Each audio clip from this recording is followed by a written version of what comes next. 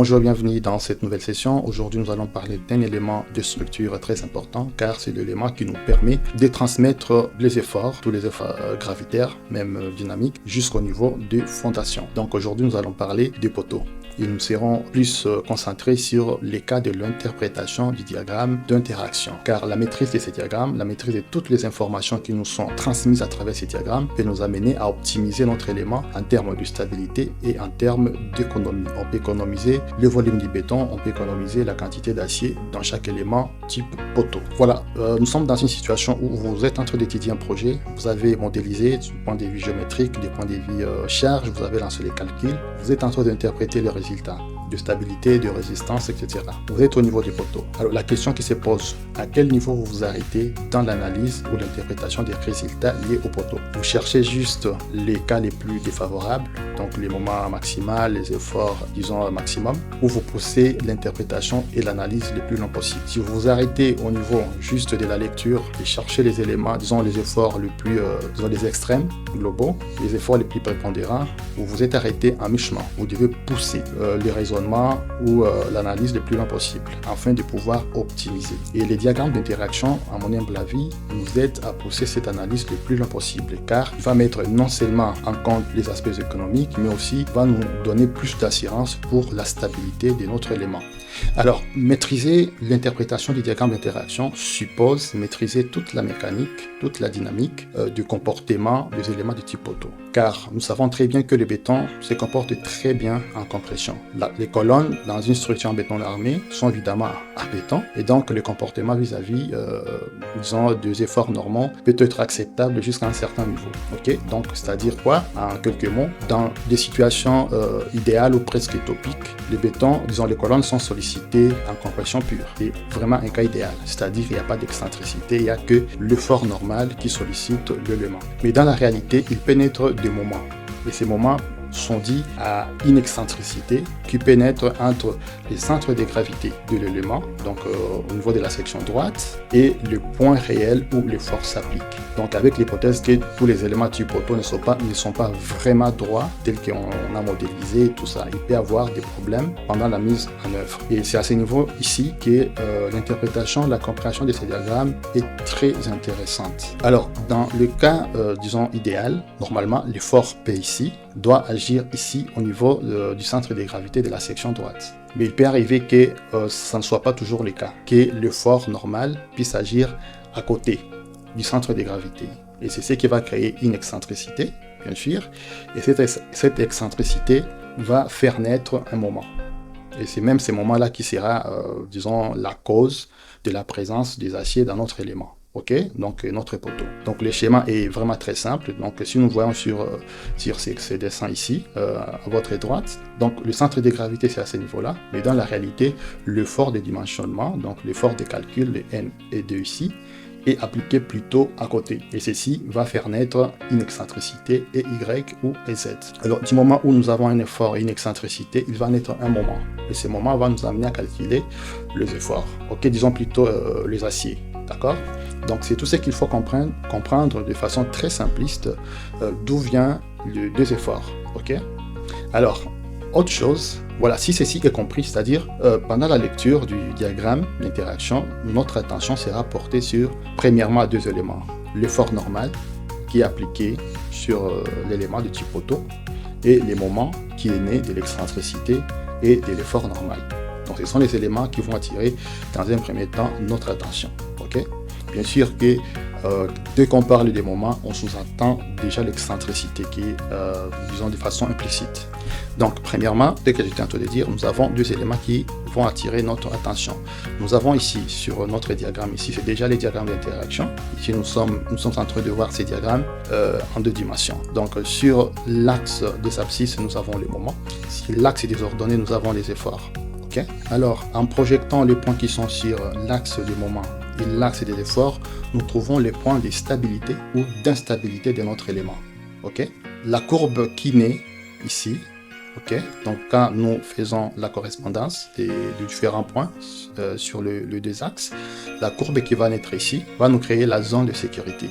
C'est-à-dire, si nous arrivons à franchir cette ligne ici, cette barrière ici, nous serons dans la zone de sécurité, autrement dit d'instabilité. Okay? Donc ça, c'est la limite en fait. Alors nous allons interpréter un peu pour essayer un peu de comprendre à fond ce qu'on va voir juste après.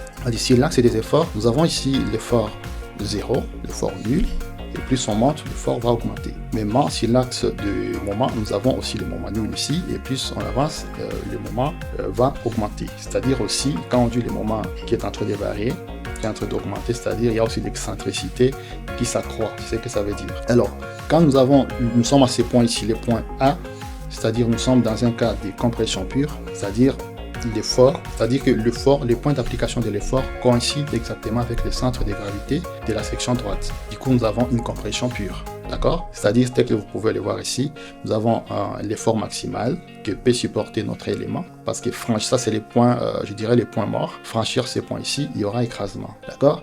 Et d'autre côté, nous voyons qu'il n'y a pas d'excentricité, donc le moment est nul. Alors, plus ces points commencent à bouger, c'est-à-dire autrement dit, si on a appliqué l'effort à côté du centre de gravité, c'est-à-dire il va naître un moment, ok, et un moment va commencer à naître. Donc ici, nous sommes toujours sur une zone où nous avons de la compression ici. Donc l'excentricité n'est pas tellement importante. Alors si nous avançons jusqu'au niveau du point C, là il y a déjà la tension, c'est-à-dire il y a nécessité de mettre les aciers, parce qu'il y a la tension, nous savons que le béton ne résiste pas du tout très bien à la traction. Et c'est la présence même des aciers qui seront calculés. Okay? Parce que les moments va nous amener à pouvoir trouver la section d'acier théorique et puis réelle. Autrement dit, franchir ces points ici, les points morts ici, c'est-à-dire il y aura écrasement, ok, il y aura écrasement du béton, mais aussi les aciers seront touchés, parce qu'on aura à franchir cette barrière ici. Alors ici, c'est les points de compression. Donc là, nous avons la zone de compression. Ici, nous avons la zone de tension, ok? Parce que dès que nous franchissons ici le point d'équilibre ici, l'effort, disons l'effort normal commence à chuter. C'est-à-dire, nous sommes dans un cas où la colonne n'est pas vraiment très sollicitée, mais ici, l'excentricité est quand même assez présente. C'est-à-dire, il y a petit effort, grande excentricité, et ceci peut amener toujours à la ruine de notre élément. Ok? Donc ça va créer une instabilité, et là notre colonne peut céder, ok? Parce que plus nous avançons. Voilà, donc quelle autre information importante est dans notre graphique ici? Alors, il faudra toujours aussi vérifier, disons, l'allure de notre courbe, parce que si la courbe elle est trop éventrée, c'est-à-dire qu'on a plus une grande section de béton, et nous devons maintenant voir le point de rencontre entre effort normal et moment pour savoir est-ce que nous sommes encore en mesure de pouvoir réduire la section ou de garder la section telle qu'elle, afin de rester dans les normes et des recodes et dans des conditions économiques acceptables. Alors sur le graphique que nous avons ici, disons à droite, nous avons ici la zone de sécurité comme je l'ai dit ici, c'est-à-dire chaque fois que nous sommes en train d'interpréter, si les points de rencontre ici entre les moments et effort normal se trouvent dans ces diagrammes ici, ok, à l'intérieur, c'est-à-dire nous sommes en sécurité. Mais si nous sommes en dehors, nous franchissons un peu cette barrière ici, nous sommes en insécurité, c'est-à-dire là il y a possibilité que notre colonne puisse céder. Il y a écrasement du béton, d'accord? Alors nous devons toujours garder à l'esprit et vérifier la position de ce point ici, c'est très important. Alors plus les points se rapprochent de la courbe, plus nous sommes en train d'approcher les limites, ok, des résistances, et nous devons veiller à ne pas trop aller de l'autre côté là. Ok, nous devons éviter d'aller au-delà de la courbe. Mais plus, si nous nous écartons encore beaucoup plus, disons, de notre limite ici, notre courbe ici, ok, c'est-à-dire qu'on a plus, disons, la section elle est beaucoup plus grande en fait, en quelques mots. Alors nous devons trouver le juste milieu, disons, de n'être ni trop loin, ni trop dépassé la courbe ici. Okay? Si nous pouvons arriver à rapprocher, peut-être quelque part là-bas, le point de rencontre ici, le point d'équilibre, nous serons en train d'optimiser notre élément. Okay? Alors nous allons voir un cas concret d'une structure avec les logiciels robots. Alors ici, vous avez, disons, vous êtes en train de modéliser, disons, en fait de dimensionner les éléments. Okay? Vous avez déjà fait l'interprétation des résultats, vous savez les éléments les plus sollicités et tout. Vous avez lancé les calculs et vous avez ici les résultats des dimensionnements. Donc pour visualiser le diagramme d'interaction, vous allez venir ici sur l'onglet poteau, Voilà, et nous avons ici notre diagramme d'interaction. Voilà, là c'est le cas d'un poteau d'une structure, cette structure ici. Donc dans cette structure, j'ai juste pris cette colonne ici, pour exemple. Alors une fois que vous avez visualisé les diagrammes d'interaction, donc nous avons un certain nombre d'informations et nous devons être à mesure de pouvoir les déchiffrer. Déjà, c'est que vous voyez, nous avons deux types de diagrammes. Donc pour exprimer la même réalité, nous avons ici un diagramme en deux dimensions, un diagramme en 3 dimensions. Pourquoi en 3 dimensions?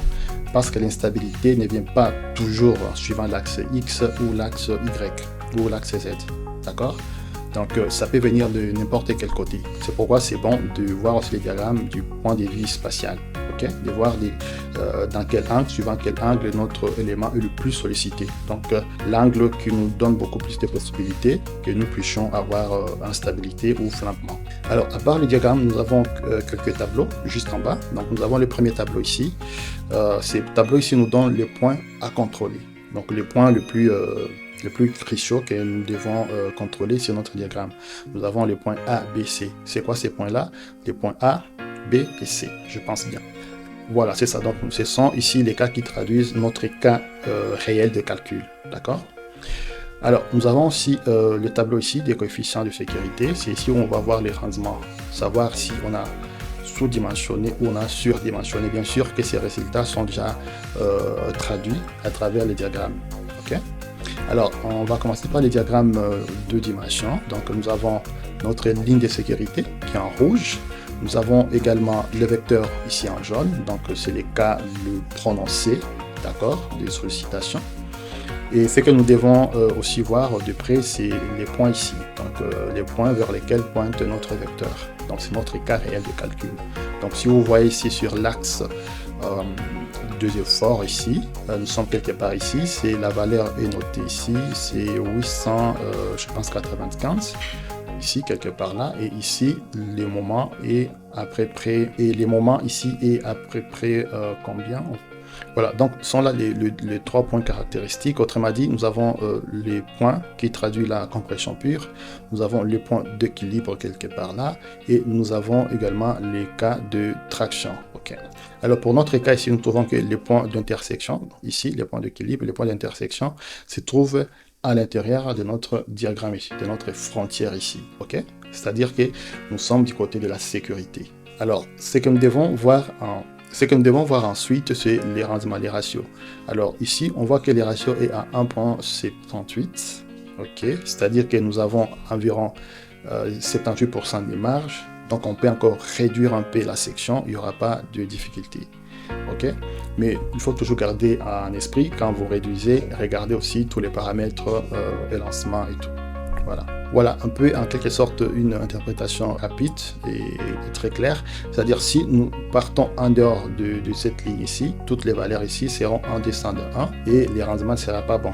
Donc il faut voir que nous nous rapprochons de 1 quand on s'écarte beaucoup de 1, c'est-à-dire on a la marge de manœuvre pour pouvoir optimiser. Donc on peut réduire soit, disons, la section du béton, on peut réduire soit la quantité d'acier, parce que si on voit au niveau des moments, parce que c'est les moments qui vont conduire au calcul de la section théorique et réelle de l'acier. Donc si les moments, on voit les rendements et de loin supérieur à 1, donc on a plus de manœuvres pour pouvoir agir.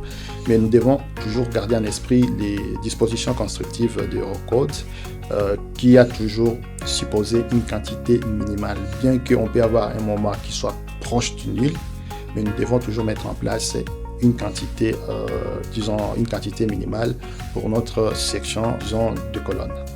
Voilà. Alors, autre chose, le triangle jaune ici, c'est carrément la section droite de notre colonne. Et les points noirs, ce sont les armatures.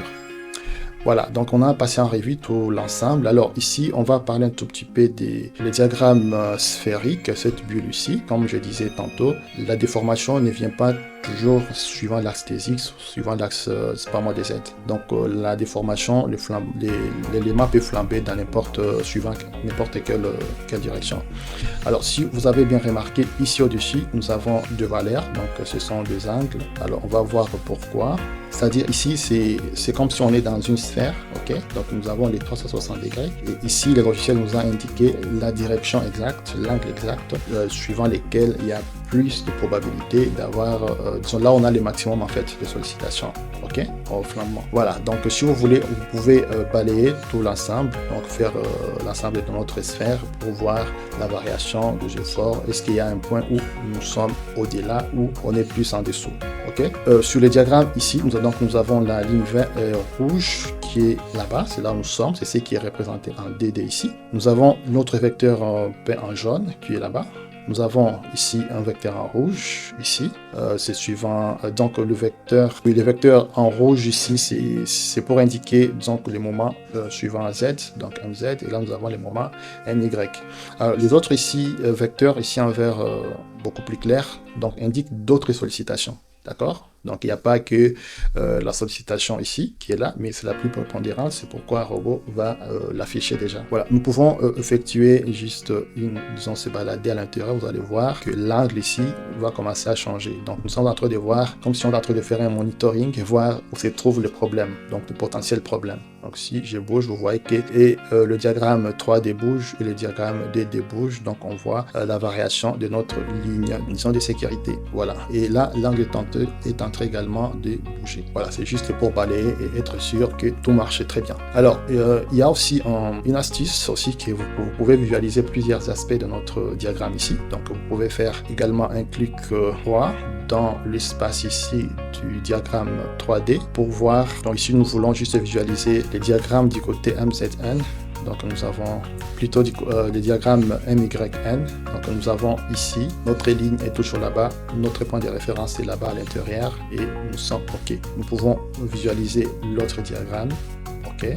Nous pouvons également aussi, ce qui est intéressant de voir, nous pouvons également voir ce que j'appellerais une vue de dessus de notre diagramme en 3D. Donc ici, nous pouvons voir la variation de moments à l'intérieur. Vous voyez notre ligne, comment elle se déplace. Nous avons notre ligne, notre vecteur bleu est de loin par rapport à la ligne ici de sécurité. Voilà. Alors, autre chose, on peut revenir sur la vue 3D de notre diagramme. Voilà, je pense que tout est dit. Donc, je vous invite à pouvoir approfondir, disons, de dimensionnement, l'analyse de tous les éléments de structure, poteaux et autres à travers la formation que j'ai sur Sidla Project, que vous pouvez trouver sur cette plateforme. Donc la formation complète elle est là. Donc c'est 9 chapitres pour maîtriser en tout cas le structurant de ton armée avec robot, bien sûr avec HeroCode 2.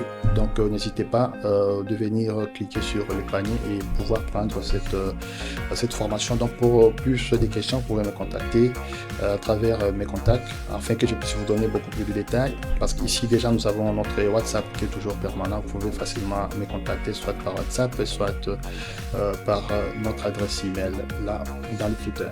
Donc merci, c'est un réel plaisir de partager avec vous, de discuter avec vous par rapport au diagramme d'interaction. On se retrouve la semaine prochaine. On se retrouve la semaine prochaine pour un autre éditorial. On va voir d'autres thématiques, d'autres concepts et d'autres astuces que nous pouvons toujours prendre et adopter dans notre vie professionnelle de chaque jour. Merci et au plaisir.